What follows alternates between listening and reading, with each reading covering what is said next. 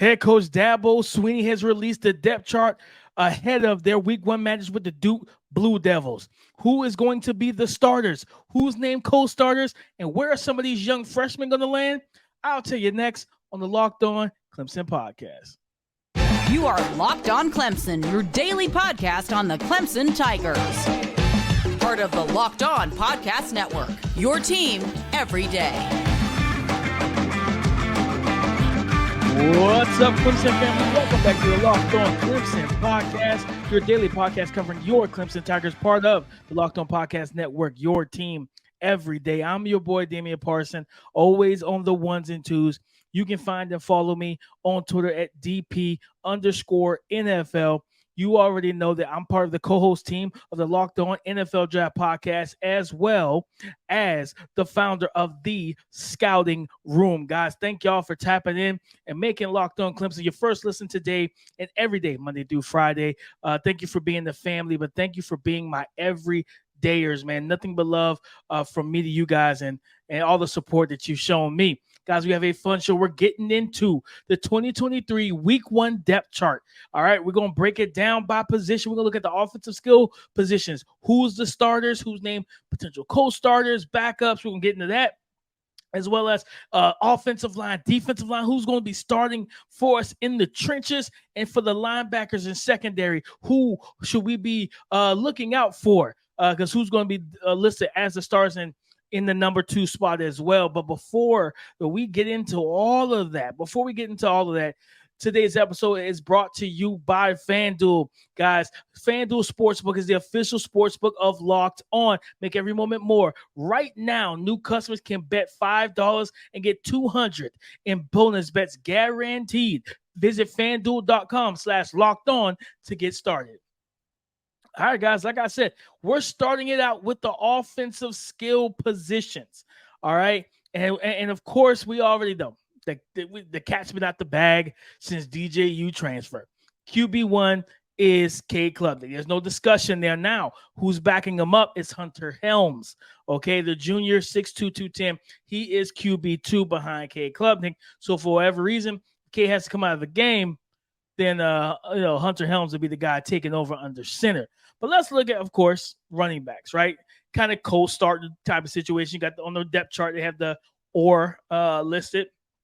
But what we have is Will Shipley and Phil Maffa, as RB1, RB2, right? We already know how that dynamic kind of worked out. Will Shipley is going to be the guy that starts most of the games this year, but Phil Maffa is going to get his opportunities, right? Now you look at the wide receivers. This is where it gets a little fun right here, right? At the the big X receiver, you got Adam Randall or Cole Turner. So it's going to be between those two. And then in the slot, it's Antonio Williams with Greenville, South Carolina's freshman Tyler Brown, who's also listed as the punt and kick returner. So we expect to see Tyler Brown in some shape or form with the football in his hands, making a potential dynamic play. And then at the Z receiver, it's Bo Collins with Brandon Spector and or Troy Stellato backing him up, right? So the crazy thing about this wide receiver core, listen to these numbers here. Adam Randall, 6'2", 225. Cole Turner, 6'1", 185, okay? And you have Hampton Earl, who's 5'10", 195. Then you go into the slot. You have two 5'11", 180 and 95-pound receivers. Antonio Williams, 5'11", 195. Tyler Brown, 5'11", 180, okay? Then you look at the Z receiver, the other outside receiver, Bo Collins, 6'3", 210. Brandon Spector, 6'1", 205. Troy Stellato, 6'1", 190. What are you saying, Damian? DP, what are you talking about? What I'm saying is that outside of the slot, we have some big body guys, but we have some good athletes as well. So be excited about that. I keep saying this, guys. I want you guys to be excited about this wide receiver core because I'm excited for it. I haven't been excited about Clemson's wide receiver core over the past couple of seasons. But right now, I'm excited about it because I think that they mesh well. A lot of size, NFL type of size and frames, but athleticism, big body plays, and with the guys that, with the slot receivers that can really make plays after the catch and everything, man. I'm just saying. All right. Now, of course, tight end. we kind of already know how this whole tight end thing works, right? We know that at the tight end position is Jake Brenningstool, 6'6", 230, with Sage Ennis, 6'4", 240, and Josh Sapp, 6'1", 235, backing them up as tight end 2 and 3. But expect to see a lot of Jake Brenningstool being potentially one of the top. I believe he's going to be one of the top options in this passing offense, and I think that they're going to get the ball to this young man. I truly believe that, guys. Now, let's go to the trenches, all right? And I told you guys, during the kind of reports from camp that there was a battle for left tackle between Tristan Leigh and Collin Sadler, 266, 310-plus pound athletic offensive linemen. And on the depth chart, they have at left tackle Tristan Leigh or Collin Sadler. I think it's going to be Tristan Leigh, but again, both of these guys have been battling, okay? And what I had heard that Tristan Leigh had a little bit of a leg up, but they both upped their games coming into camp and throughout camp. At left guard, it's solidified Marcus Tate, 6'5", 325. He is going to be your starter at left guard. At center, we already know the QB of the offensive line, Mr. Versatility, Will Putnam, 6'4", 310. The senior, he is going to be starting, manning the middle of the offensive line. At right guard, Walker Parks, 6'5", 310. All right. And then you got Mitchell Mays, and then Harris Sewell backing him up. And then going back to Will Putnam, we have Ryan Linthicum and Trent Howard backing him up. Right. So, good quality backups and good depth, in my honest opinion. Then right tackle, I think we talked about it. Blake Miller, 6'6", 310. And everything. Him starting at the right tackle spot. So looking at the depth chart, do I have any? Are there any surprises? Not for me. No, I don't think there's any surprises truly outside of just the fact that I was expecting. Well, no, I'm not surprised. I'm not going to say I shouldn't have even been expecting that. Where what I was going to say was, just kind of expecting Adam Randall and Cole Turner to be the two outside starting receivers, but I was like, hold on a second. Bo Collins is the junior. He's got the leg up over these two young men, so they were going to let the two young bucks battle it out. But Bo Collins' situation, he was already going to be slated as a starter. So like I said, I'm not surprised whatsoever, and I'm perfectly fine with the way that the depth chart, all the offensive skill positions and offensive line. I was supposed to leave offensive line to the second. I was supposed to leave it to the second one, but it's all good. We're going to get in the defensive line. It's okay. I got ahead of myself. I'm looking at this depth chart. I felt good. I definitely jumped the gun, but it's okay. It's okay. Your boy DP still going to get into the defensive line and everything. But yes, at the end of the day, I'm happy with what we see from on this depth chart. I think Tristan Leigh, again, starting left tackle more than likely. But other than that, man, I want to see, no matter if Cole Turner starts or not, I just want to see a lot of him. I want to see a lot of him on that field, the deep ball with him, the big body, the plays above the rim. Former basketball player can go up and get it. The alley-ooper is what I call him. I have them listed on my spreadsheet and the depth chart that I created, which will be available for you guys to look at on the Patreon as well. Okay, the Scouting Room Patreon. I'll have that uploaded for you guys later on today. But again, that's kind of where with all these adjustments and everything to the starting lineup as well. So that's just kind of how I look at it, guys. I look at it from that aspect of, listen, offense, I'm fine with it. I'm cool with it. I think coaches did a good job making their selections, and I'm ready for ball, ready to see his offense on the field. But as I said, I got a little ahead of myself. Your boy jumped the gun. I was supposed to talk offensive line, defensive line in the second segment. So I'm going to leave the second segment to be for the defensive line. Who's going to be starting on the D-line? Do I agree with it? We're going to get into the backups as well. Coming up next on the Locked On Clemson podcast. Guys, sometimes in life we are faced with tough choices and the path forward is not always clear. There's dust, there's smoke. We don't know which way to go. We don't even turn right, turn left, or keep straight. But whether you're dealing with tough decisions around your career, relationships, or anything else, therapy helps you stay connected to what you really want while you navigate life so you can move forward with confidence and excitement, guys. Trusting yourself to make these tough decisions that align with your values is like anything else. The more you practice it, the easier it gets. And whether you've dealt with trauma or not. But if you've dealt with trauma, man, learning positive coping skills and how to set boundaries can empower you to be the best version of yourself. But you don't have to have trauma to need therapy at all. Okay. So if you're thinking of starting therapy, give BetterHelp a try. Okay, guys, all you have to do is just let therapy be your map with BetterHelp. Visit BetterHelp.com/LockedOnCollege today to get 10% off your first month. That's BetterHelp, HELP.com/LockedOn. The defensive line for your Clemson Tigers versus the Duke Blue Devils, right? Next week on week 1. Of course, let's start at the defensive end spot. We have Xavier Thomas, XT, is going to be starting at one defensive end spot, but freshman TJ Parker is edge number 2, defensive end number 2 behind Xavier Thomas. Now, we'll go into the defensive line, interior defensive line.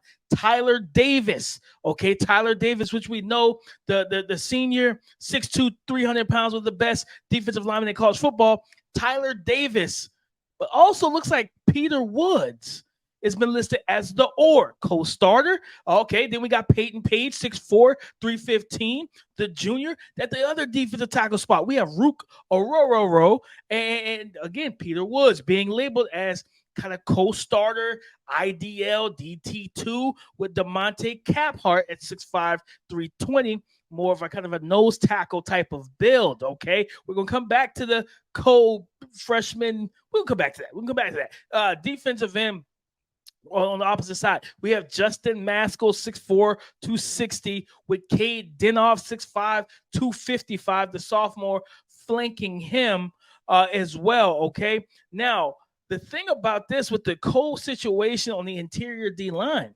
right? Peter Woods, who I remember early in this podcast, what did I call him? The freshman phenom. His high school tape is outstanding. This young man can do a lot of different things. Can actually line up at defensive end as well because he's just that athletic and strong and nimble and fluid. So to see him, and honestly, and to be completely honest, to see him listed as potential IDL2 over Peyton Page was a little bit of a shock because I figured that with Peyton Page brings more. Just he's been there as a junior compared to compared to the freshman as Peter Woods. But I'm gonna be honest with you guys, I don't hate it. I don't hate it at all. I do not hate it one bit, man. I want to see Peter Woods get on the field. I heard that he looked good in camp. He took some lumps, right, against veteran offensive linemen, but he's able to give some lumps as well. So in total honesty, I really don't mind this.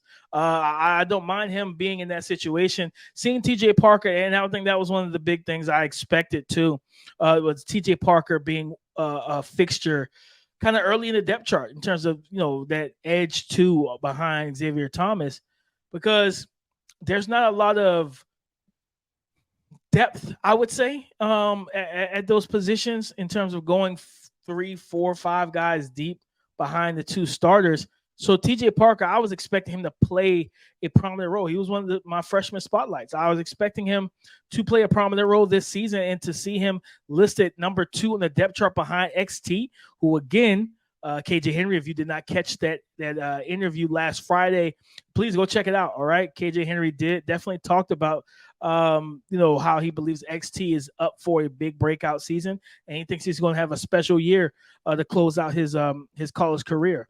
So, and remember, I told you guys about him. I said I think he's going to fill that KJ Henry role, that wildly veteran, that elder statesman in the room, that's just going to lead by example, go out there, put his best foot forward on the field, and make the plays that are there to be made. So I'm with that all 100%, all the way. Okay, so seeing TJ Parker behind him, I'm good with that. Okay, I'm good with that. And then of course Cade Dinoff behind Justin Maskell. So there's no big surprises there. I do feel like I would like to see Peyton Page, a 6'4", 315. Granted, Peter was a 6'2", 315, but I would like to see more Peyton Page. Just as the season goes on, because I think the big boy can play. He can kind of fill that nose tackle roll, that zero, head up on the center or inside shade of the shoulder, in terms of the being that one technique as well. But overall, when I look at the defensive line, like I said, there's no big surprises. Like I said, Ruke and Tyler Davis, but I would not be surprised to see. I wonder. That's the thing I do wonder as well, though. Like, is there a chance that we could see some big defensive line sets, right? Where maybe you put, because Xavier Thomas is 6'2", 245, right? And then Justin Masco 6'4", 260. With Ruke and Peter Woods, truly, I think Tyler Davis as well, all those guys frame-wise and level of comfortability, those guys being able to feel okay playing defensive end. Maybe you go, like, if a team wants to be run heavy, right, and their offensive line is stout, like Notre Dame, right? Notre Dame, we just watched them against, albeit it was Navy, Audric Estime, bowling ball, tough, physical runner. That offensive line, tough, physical, want to move you off the football. If you want to pull like Xavier Thomas off on some of those rundowns, you can kick. I truly believe that you can kick Ruke, because Ruke is listed at 6'4", 290, right? Tyler Davis is 6'2", 300. So maybe you move Ruke to defensive end, right? Matter of fact, maybe you move him and Tyler Davis to 5 tech, and then you put at the 1 and probably the 2I or the 3, Peter Woods at 6'2", 315, and Peyton Page at 6'4", 315. But nonetheless, I just think that this defensive line gives you a lot of versatility, a lot of flexibility in what you want to do. And I like what I've seen here. No big surprises on the defensive line, but I'm excited to see Peter Woods. Because for them, it's different than tackle, right? I'm talking about offensive tackle, because I think it was last year. Remember, as a draft analyst, I studied Auburn, the SEC, and they were rotating their offensive linemen, right? Like their number 1 and number 2, they were rotating their guys middle of the game. Now, I don't advise that. I think that's a bad idea, because it takes away from the flow and the camaraderie and the chemistry of the offensive line when you have the number 2 guy coming in and the other 4 starters who may be used to communicating with Tristan Leigh, right? So if you check out Tristan Leigh and put Collin Sadler in the middle of the game because you got him on the depth chart as like co-starters or whatever, that's a little weird. But defensive tackle, no, you're used to you're supposed to rotate guys. So I'm like that. I am 100% incomplete. I'm fine with, point blank. I'm okay with it. It's fine to me. I'm not tripping off of that. I just I would say I expect to see a lot of Peter Woods. Whether he's subbing in for Ruke or subbing in for Tyler Davis, or maybe, like I said, there's ways to get all of them on the field at the same time, in a 4-man front, and it's definitely possible. But at the end of the day, I do expect to see a lot of my freshman phenom, the Frosh, the freshman phenom that is Peter Woods, defensive tackle. Man, shout out to him for working his butt off and getting labeled as a co-starter on the week 1 depth chart. But guys, we got to go to the linebackers and the secondary. We got to talk about that and who started. We already know who's starting the linebacker, baby, but who's backing them up? Because that's a position that we don't have a lot of depth in. So I'm going to tell you who's backing up Barrett Carter and Jeremiah Trotter next on the Locked On Clemson podcast. Get ready for the NFL season with incredible offers from FanDuel, America's #1 sportsbook. Because right now, new customers can bet $5 and get $200 back in bonus bets guaranteed. Plus, all customers who bet $5 will get $100 off NFL Sunday Ticket from YouTube and YouTube TV. So if you have not purchased it yet, why not go ahead and use as a package deal with FanDuel and let them help you get $100 off. Now is the best time to join FanDuel, guys. The app is easy to use, and you can bet on everything from spreads to player props to the over-unders and so much more, okay? I'm telling you now, guys, America's #1 sportsbook is FanDuel, and you want to go ahead and join and give it a shot. So visit FanDuel.com/lockedon and kick off the NFL season with an offer you do not want to miss. FanDuel is the official partner of the NFL. Let's close it out on this depth chart breakdown with the linebackers and secondary. We already know who two of the starters are. At will linebacker is Barrett, Carter, and you already know who's at the mic, Jeremiah Trotter Jr. But the question is, who's going to be at the strong side when they go to three linebackers? That's going to be Wade Wooditz. And who's backing these guys up? Who is listed as the backups? Okay, well, you have Jamal Anderson, freshman, 6'2", 215, backing up Wade Wooditz as the strong side linebacker, right? Or the Sam. At Mike, we have Kobe McLeod, 5'10", 225. And then we have behind, right, they're kind of battling as Cole backups. Kobe McLeod, but then we also have D. Creighton, 6'2", 225. Both are freshmen, all right? Behind Barrett Carter, funny enough, is Wade Wooditz. So if Barrett needed to come off the field for any reason, Wade could kick over to weak side. Looks like they'll just push. And if they're in a situation or a set that has a strong side backer or Sam backer on the field, then Jamal Anderson, the freshman, kind of undersized, 6'2", 215, he would step in. So the thing I would say to this, guys, with the linebackers, our starters need to stay healthy. I'm a little concerned just with the depth. Is freshman. It's in the as the backups as depth, and that's typically that's you would say, okay, well they're talented. Yes, that's true. But I'm gonna tell you something. Alabama, right? Was it not? Well, no, last year too, but the year before, 2021, when they went to the Natty, right? Got Bryce Young, Jamison Williams, and John Mechie. John Mechie tears his ACL in the SEC championship game versus Georgia. They still won that game, right? They still had Jamison Williams, everything like that. Now, going into the national championship game, a rematch with Georgia, people thought it was going to be just peaches and cream because they have all these 5-star young freshman wide receivers. No, those stars don't matter in college football until you actually prove you can play. And just having those stars as like, hey, that's my cachet. No, you don't have cachet here in a college football level. So yes, Kobe McLeod, D. Creighton, Jamal Anderson could be very talented, highly touted recruits. But this is college football yet again.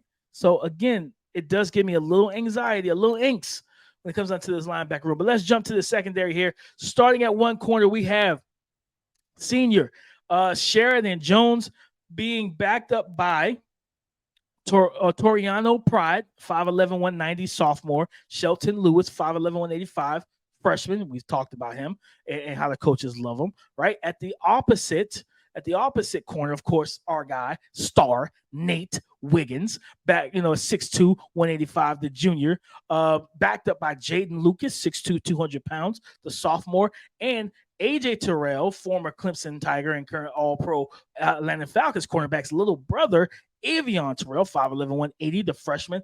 We talked about him. A lot of great things come out of camp about this young man. Some have even called him special, okay? So we have that's the backup there. Now, when you look at the nickel, here's where it gets interesting. No actual nickel corner, right? No cornerback in the nickel. 2 safeties, all right? Peep game, 2 safeties, and that is Andrew Makuba and Khalil Barnes, and they're about the same height and weight and everything, 6'195" for both of them. But that's, Khalil Barnes is backing up Andrew Makuba, and I think this is going to be really big for Andrew Makuba to be able to make, the plays as a nickel corner. We know what he can do in the back end, but playing more nickel full time in this matchup. Oof, that's good. Listen, that's good. That's good stuff. All right. And then at safety, we have Jalen Phillips, 6'1", 205, senior, backed up by Kylan Griffin, 5'11", 200 pounds. And then R.J. Mickens, the senior, 6', 210, backed up by Sherrod Koval Jr., 5'11", 200 pounds, sophomore. So I like this secondary a lot. I'm going to be honest with you. There's size, there's versatility, there's athleticism, okay? In the safety position, we're going to have 3 safeties on the field with R.J. Mickens, Jalen Phillips, and Andrew Makuba. And Makuba, of course, playing that nickel spot, but then having 2 big-time free safeties behind him as well, as he is 2 big-time safeties behind him, as he's a big-time safety himself. But just showing, and I'm going to tell you, my NFL comp for him has always been, for Andrew Makuba, Jimmy Ward, who played for the San Francisco 49ers. He played corner, he played nickel, he played strong and free safety. Now he's in Houston doing the same thing for D'Amico Ryans. And when I looked at their games, I saw a guy with Andrew Mukuba who's instinctive, physical, tough. He's a leader, right? He's a hard worker. And if you didn't check out the interview I had with him a couple of weeks ago, go and find that because it's there. And that's part of the thing with him as well. He's going to be a new dad. I don't think they had his son yet, but he's going to be a new dad. So listen, man, at the end of the day, this young man is motivated. So I think that the nickel spot's going to be big for him. And heading into this matchup with Calhoun at wide receiver and everything. And yeah. Listen, man. Okay. Listen, do you feel that? Do you feel that? Football is here, guys. Let's get amped. Let's get hyped. Let's get ready. Football is here. Week 1 is here. All right, we're going to be prime time Monday Night Football. No NFL, just Clemson versus Duke on ESPN at night. Okay, 8:30 p.m. Eastern in that prime time slot. Man, it can't get no better than this. Nobody who got it better than us, right? Sorry, Jim Harbaugh. I know that's your thing over at Michigan, but I had to take it because it fits right now. It fits here. It fits. All right, it fits. But guys, listen. That's the breakdown of week 1's depth chart, man. The offensive and defensive. Like I said, the only big concern I have is just the youth at the depth. The youth. Basically, commanding the depth portions of the linebacker room, just young, talented guys, but that there's not a ton of playing experience.